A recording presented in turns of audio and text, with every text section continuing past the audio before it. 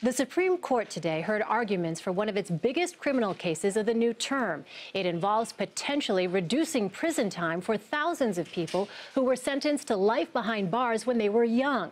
CBS News Justice reporter Paula Reid joins us now from Washington. Paula, the court already decided to ban mandatory life sentences for juveniles. Can you explain why they're looking at this again?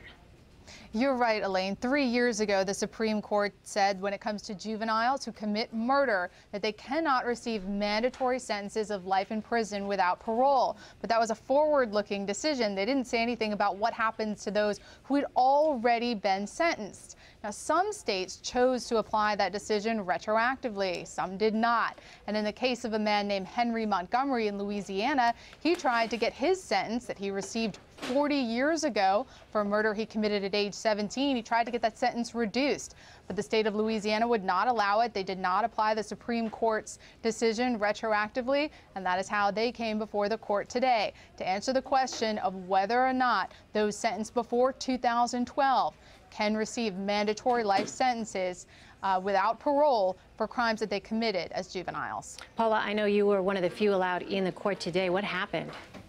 Well, Elaine, it was a hot bench. There were lots of questions for both sides, but the justices seemed to come down particularly hard on the state of Louisiana, and that follows a trend that we've seen over the past decade of the court applying a more progressive approach to juvenile justice and recognizing that juvenile defendants are a different category than adult defendants. So they came down very hard on Louisiana's argument that it would be impractical to change sentences that were issued several decades ago, or that it would be unfair to victims.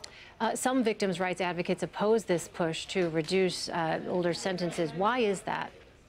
Well, they say, Elaine, these sentences came down decades ago, and for many of the victims, it reopens those wounds. And some of the victims that I've talked to, victims' families, say, it doesn't matter if your father is murdered by a 13-year-old or a 33-year-old. It's a life sentence for you and the other people impacted by that crime. And Paula, when is a decision expected, potentially, and how many people could be impacted?